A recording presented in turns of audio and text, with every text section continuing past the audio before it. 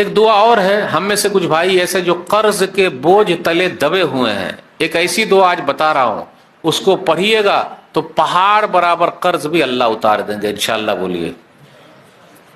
اور اس دعا کی ضرورت تو پڑتی ہی ہے، قرض کے بوجھ تلے دبے ہوئے ہیں۔ کتنے لوگوں نے سوسائڈ کر لیا، آتم ہتیا کر لیا، اپنے آپ کو مار لیا، چہرہ دکھانے کے قابل نہیں ہے، کس کے سامنے جائیں، شرما رہے ہیں، منہ نہیں دکھا سکتے، جھوٹ بول رہے ہیں، ہے ہی نہیں، کاروبار ٹھپ ہو گیا ہے، کچھ سمجھ میں نہیں آ رہا ہے، کیسے قرضہ اترے گا؟ میرے بھائیوں، آج ایک ایسی حدیث ہے، اس کو لکھ لیجئے گا، نہیں ہے تو مولوی صاحب سے لے لیجئے گا۔ جو بھائی پھنسے ہوئے ہیں، میں تو یہی دعا کرتا ہوں کہ اللہ جو قرض میں ڈوبے ہوں اس کا قرضہ تو خود اتار دے، آمین۔ دلیل سنن ترمذی کتاب الدعوات حدیث نمبر 3563۔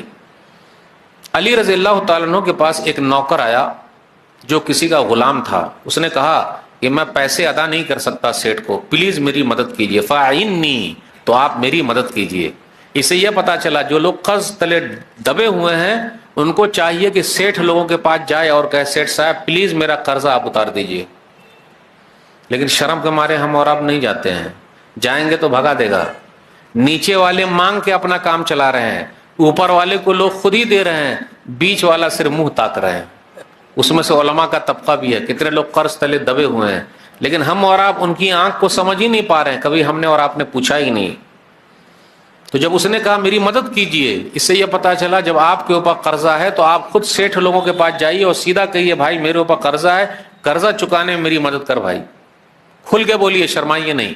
کیونکہ وہ آدمی علی رضی اللہ تعالیٰ عنہ کے پاس آیا تو علی رضی اللہ تعالیٰ عنہ نے کہا دیکھ بھائی، سیر پہاڑ کے برابر بھی اگر تیرا قرضہ ہے تو اس دعا کے اثر سے اللہ تعالیٰ تیرا قرضہ اتار دیں گے۔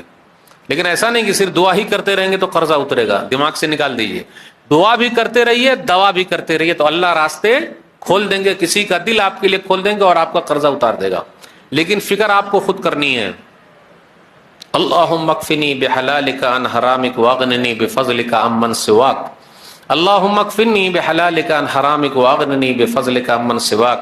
اے اللہ تو حلال دے کر حرام سے کافی ہو جا، اے اللہ بس تو اپنی طرف سے دے کے دوسروں طرف سے بے نیاز کر دے، بس تیرا ہی سہارا رہے۔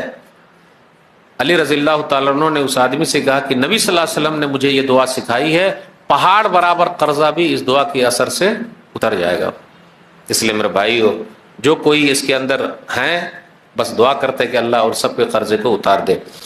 ایک دعا اور ہے، ہم میں سے کچھ بھائی ایسے جو قرض کے بوجھ تلے دبے ہوئے ہیں، ایک ایسی دعا آج بتا رہا ہوں، اس کو پڑھیے گا تو پہاڑ برابر قرض بھی اللہ اتار دیں گے انشاءاللہ، بولیے۔